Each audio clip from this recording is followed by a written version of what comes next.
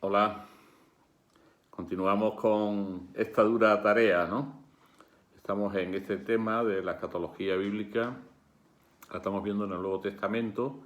Ya en la sesión anterior estuvimos analizando, ¿no?, cómo en los sinópticos aparecían dos bloques significativos, ¿no?, diferenciados de lo que sería una visión del reino como realidad ya presente y actuante en la historia, y por otra parte la visión del reino en futuro, ¿no?, como todo un material habla de ese reino en futuro, que eso da consecuencia a dos perspectivas, dos escuelas, la de la escatología consecuente, que sería aquellos que, bueno, pues que esperaban un reino presente, pero como aquello después no funcionó, pues lanzarían al final la escatología, ¿no? Y por otra parte estaría la escatología realizada, que sería aquella que hace unas claves como más presentistas de la escatología. Pero hablábamos al final, dice, pero no solo, es decir, quizás el problema ha sido que a la hora de buscar con prejuicios previos se ha ido buscando o la perspectiva presentista o la perspectiva futurista, y desde ahí se ha intentado decir cuál era la verdadera o cuál era que tenía más valor, ¿no? Entonces se ha hecho desde una visión de alternativa o de contradicción, ¿no? Después decíamos, no, pero hay una nueva corriente, ahí es donde nos situamos ya hoy, ese material que es presentista y que es real, o ese material que es futurista y que es real, no habría que anular uno de ellos para ver cuál es el verdadero, sino que la línea de investigación exegética va más en otra dirección en la reflexión teológica escatológica. Es descubrir cómo se puede afirmar que en el Nuevo Testamento, en los sinópticos, nos encontramos lo que podríamos llamar una escatología bipolar, donde esas dos dimensiones no son excluyentes, sino que están articuladas y son complementarias, una escatología bipolar. Entendemos que esa es la riqueza o la novedad del Nuevo Testamento, ¿no? Y eso es lo que vamos a ver hoy, ¿no? Igual que había un material claro de presentismo, que lo lanzaba al futuro, del juicio, etc., nos encontramos con que hay un material que es a la vez presente y futuro, podríamos decir. Es decir, se presenta una relación de ese presente y de ese futuro, de ese ya y ese todavía no, de una manera articulada, de tal manera que aparece como una perspectiva coherente y en ese sentido inédita, es nueva, ¿no? Mientras que en el Antiguo Testamento había una dirección, ¿no?, una visión tradicional, materialista, o una dimensión espiritual, vamos a ver cómo en el Nuevo Testamento se pasa de lo que sería la imposibilidad de conexión de esos dos elementos a lo que podría ser una visión complementaria y tensional en la escatología entre el presente y el futuro, ¿no? Bien, en ese sentido, ¿qué líneas o qué datos, qué aspectos, ¿no?, bíblicos podríamos apuntar en esta dirección y decir que se ve que hay un ensayo ya de una escatología bipolar y tensional? Bueno, pues para empezar, el mismo texto de Marcos 1:15 se presenta como un texto tensional y complementario. Si lo leemos, el Marcos 1:15, ¿sí?, dice, proclamaba la buena nueva de Dios y decía, el tiempo se ha cumplido, pero play, el tiempo se ha cumplido y el reino de Dios está cerca. Ahí hay dos afirmaciones. El tiempo se ha cumplido, ya está aquí. Y por otra parte, el reino está cerca, ya está llegando. De alguna manera, ahí vemos la clave, el preperotai, es decir, está cumplido, pero por otra parte, el esrinken, que nos habla de, porque se ha cumplido, está ya muy cerca. Ese reino que está muy cerca porque ya se ha cumplido el tiempo. Entonces Jesús se presenta como una realidad de cumplimiento de ese tiempo en el que ya está llegando el reino. Entonces el reino no es un momento, sino que es un proceso de plenitud que ya se ha iniciado. Ya se ha iniciado el tiempo de la plenitud, ya está abierto, ya Lo que antes estaba lejos, ahora está cerca, está muy cerca. Junto a esa misma afirmación ahí tensional, ¿no?, que es clave de la comprensión de Jesús en el capítulo 1 de Marcos, pues están todas las parábolas del crecimiento, ¿no? En Marcos 4, Mateo 13, ahí hay dos, por ejemplo, que son claves, la del sembrador, salió el sembrador a sembrar, y la del grano de mostaza. Aparte de lo que tenga la visión de la explicación del sembrador que se le aplica a Jesús, ¿no?, que Jesús explicó aquella parábola, está claro que ahí hay una realidad de lo que es el proceso, ¿no? Ya hay una semilla que ha caído, que está en el campo, ¿no?, y hay un momento definitivo de recogida de esa cosecha y de ese fruto, ¿no? Y además están interrelacionados, ¿no? Y hay alguna otra en que de noche crecía solo, así es el reino de Dios que va creciendo en esa dimensión. O la del grano de mostaza, ¿no? Es decir, que ya está sembrado y ya empieza a crecer y ya está creciendo, ¿no? Lo que se está guardando es que llegue su momento de definitividad, pero ya está ahí el grano, ya ha empezado a fructificar. De tal manera que en esa perspectiva parabólica, ¿no?, el todavía no se sostiene en el ya que ya ha comenzado. Aguardamos esa esperanza última y plena porque ya están aquí los signos de que eso está sembrado y ha comenzado a funcionar. Y ese acontecimiento del ya y el todavía no, después veremos en Pablo, se articulará con cristológicamente. Cristo ya ha venido, Cristo vendrá, el mismo Cristo. Entonces estamos en una dimensión de continuidad donde hay un ya, pero se espera una novedad plena sobre ese ya iniciado. Pero porque hay un inicio, porque ya está aquí, podemos esperar aquella plenitud que está llegando. En ese sentido hay una continuidad, ¿no?, entre siembra, cosecha, ¿no? Y además, hasta el momento, la de la cizaña, por ejemplo, ¿no? Ya está aquí sembrado, ya está el bien, pero todavía hay elementos que, porque estamos en una situación de tensión, hasta que llegue el discernimiento total, ¿no? O en la misma clave de Marcos 8:38, ¿no? Dice, bueno, pues, sobre el juicio, ¿no? Si alguno se avergüenza del Hijo del Hombre, ¿no?, pues también el Hijo se avergonzará. Es decir, esa realidad de tensión donde hay una conexión entre el ya que ya estamos viviendo y el momento de la definitividad total, ¿no?, o de la plenitud total de lo que estamos viviendo ahora. En ese sentido, entonces, podemos decir que los sinópticos, en esta dirección, ¿no?, que acaba incluso en la visión del juicio, hace una fusión entre el ya y el todavía no y nos muestra un cuadro que es unitario también, ¿no? Se nos habla de la presencialidad del reino, se nos habla de la futuridad del reino.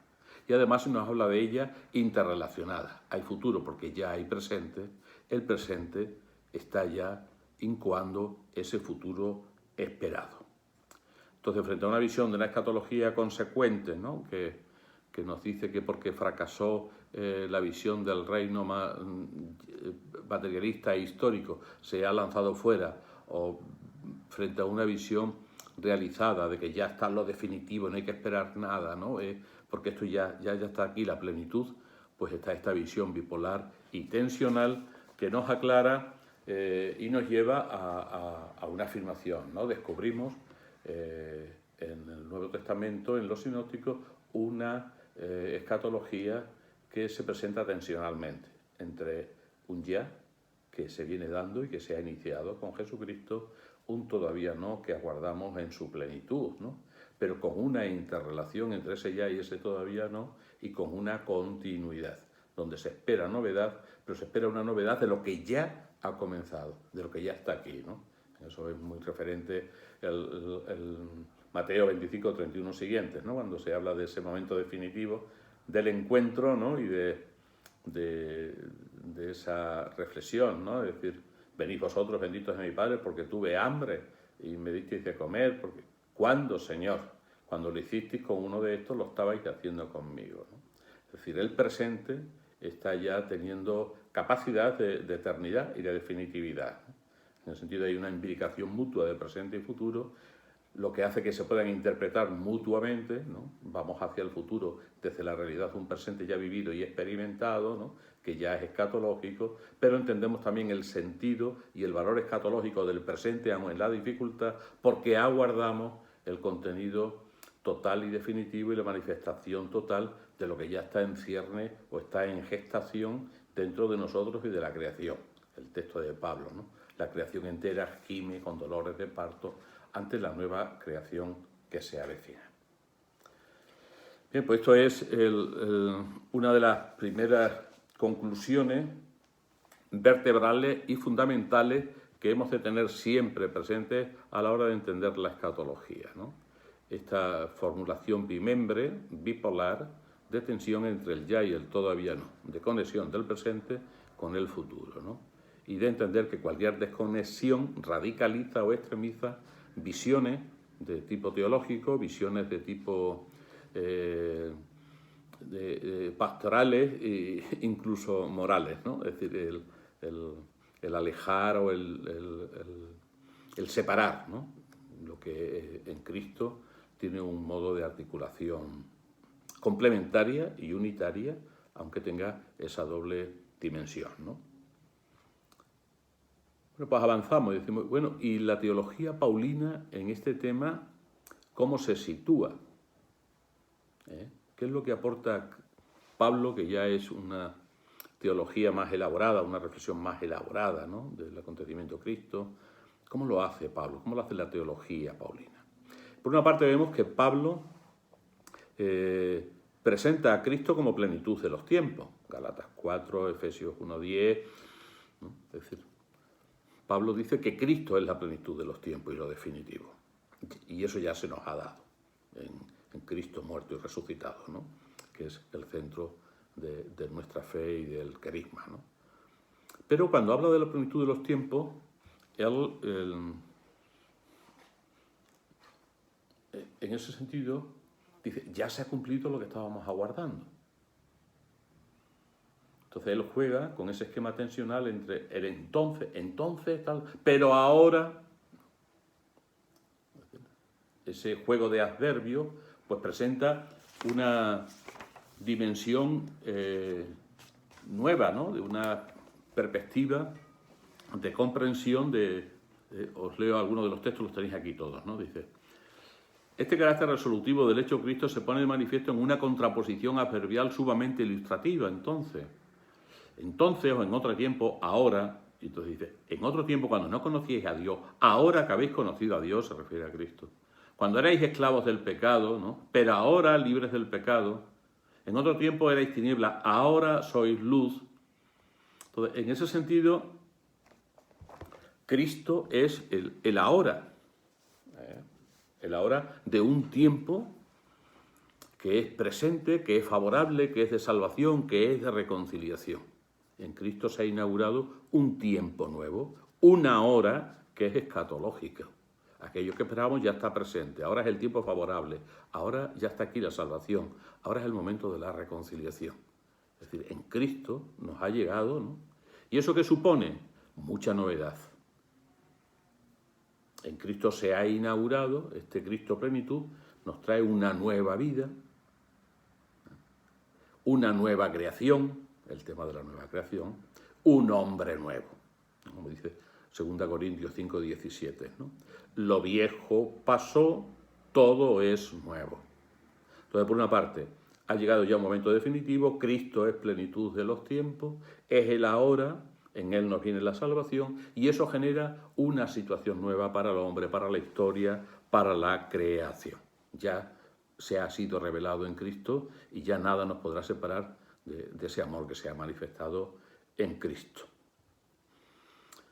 Eso no quiere decir que en Pablo ya está todo hecho y entonces, no. Pablo habla de la expectación y profundiza en ella de un modo único, ¿no?, para de alguna manera definir que el hombre nuevo en Jesucristo, el cristiano, el seguidor de Cristo, lo propio de ese hombre es la esperanza. Pablo en ese sentido es teólogo de la esperanza, ¿no? Y desde ahí, en sus primeros escritos nos dice,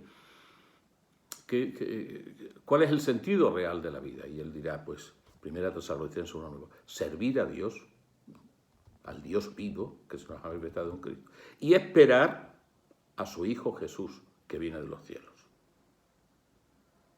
Es decir, ese ser esperantes sería lo propio del hombre cristiano que se ha encontrado en Cristo como plenitud de los tiempos, que ha resucitado y ha glorificado. ¿Qué esperamos? Pues los bienes de la salvación. Para Pablo, ¿cuál es ese bien central de la salvación? La resurrección de Jesucristo. El participar de esa resurrección. En ese sentido es emblemático el capítulo 15 de 1 Corintios, que lo estudiaremos más detenidamente cuando lleguemos al tema de la resurrección. En ese sentido, Pablo entonces nos habla de decir, no, es que ahora estamos viviendo en un momento que es escatológico, pero extensional. De tal manera que vivimos en la carne, pero no según la carne. Vivimos en la condición de la mundanidad, en la condición de la debilidad, pero no vivimos según esa temporalidad o según esa debilidad que nos limita, ¿no? No, porque nosotros poseemos el espíritu del resucitado, ¿no?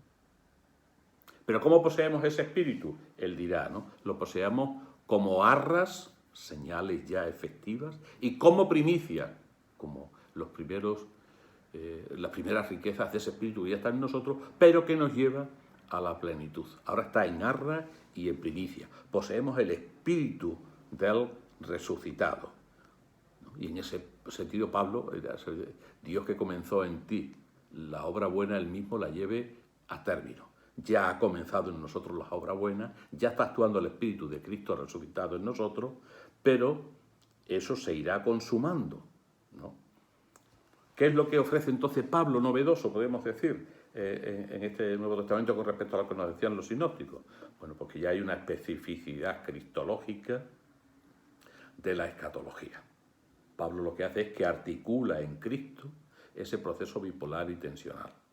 Ese ya y ese todavía no se nos da en torno a Cristo. Y Cristo es el nexo, es la unión radical de ese ya y ese todavía no. En Cristo se ha dado el ya, ha muerto y ha resucitado. En Cristo se da el todavía no. Aguardamos la plenitud gloriosa de Jesucristo, en la que nosotros seremos incorporados con toda la creación en la gloria de Cristo resucitado, la resurrección universal. Entonces, por una parte, somos ya frutos de esa escatología, porque el Espíritu ya está actuando en nosotros. Estamos en tensión en este proceso mundano, temporal, aguardando la plenitud de la historia de la creación y de nosotros mismos, que se dará cuando nosotros seamos resucitados y glorificados y pertenezcamos a ese Cristo glorioso, siendo ya definitivamente de Él y participando en la comunión trinitaria. Entonces, Pablo nos da esa articulación bimembre cristológica, ¿no? Cristo es nuestro ya, Cristo es nuestro todavía no. Y Cristo es el que nos lleva, nos conduce y en el que nosotros encontramos esa articulación. Otro elemento interesante también en el Nuevo Testamento es, y él, con vuestro permiso, y el elemento juanneo, San Juan y la teología juannea. Aquí siempre los que han defendido la escatología más presentista se han apoyado fundamentalmente en Juan. Juan tiene un perfil y una acentuación de la perspectiva de la esperanza y de la escatología cristiana presentista. Ahí en Juan 3, 16, el que cree tiene ya la vida eterna.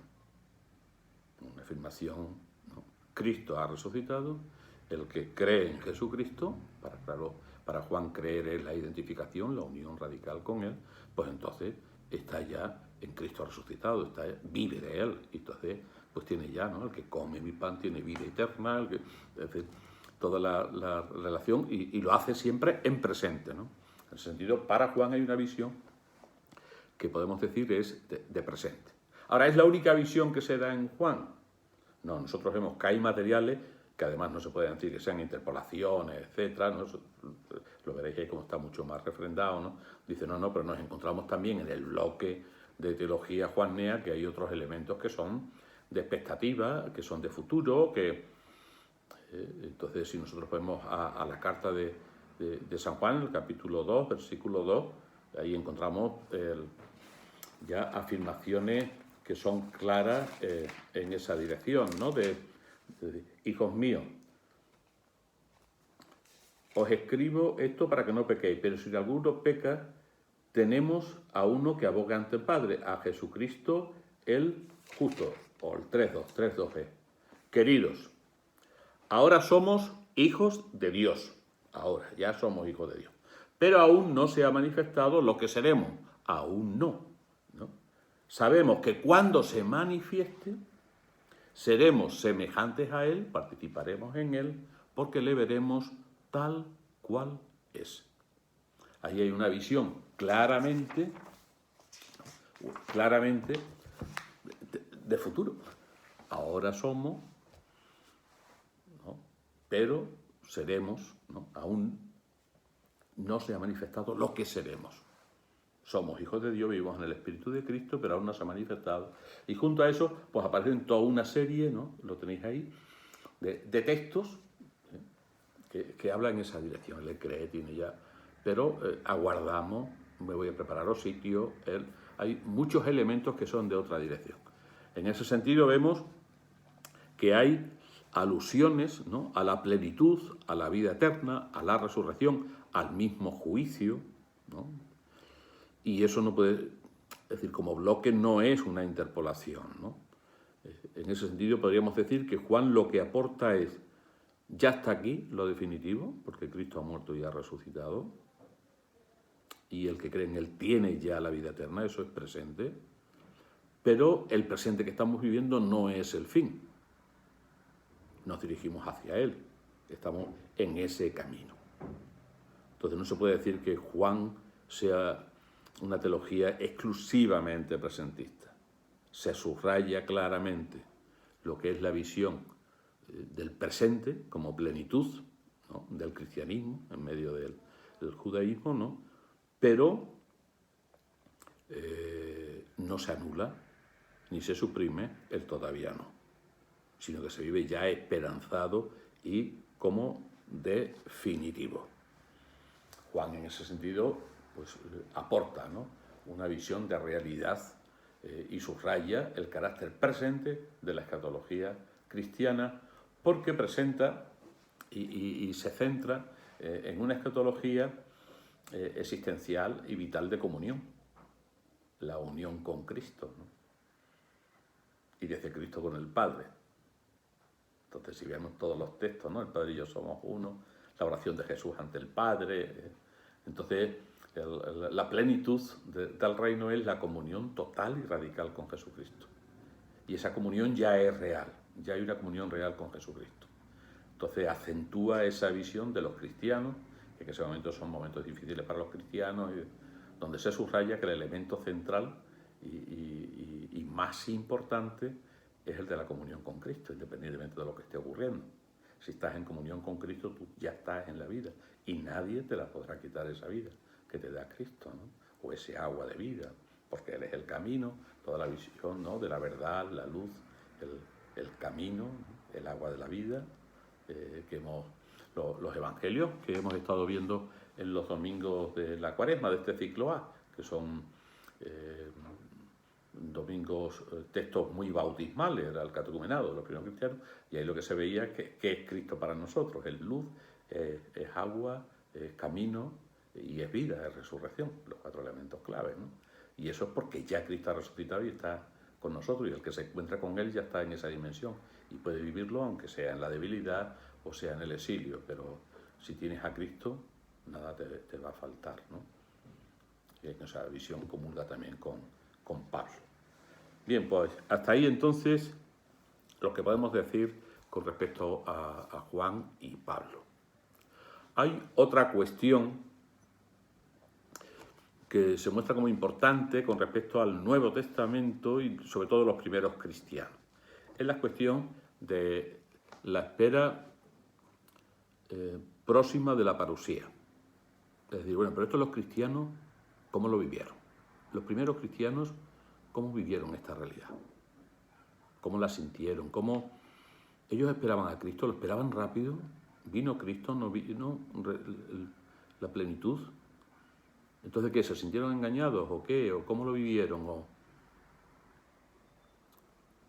Bien, pues lo bebemos ahora en un apartado nuevo. Descansamos un poquito.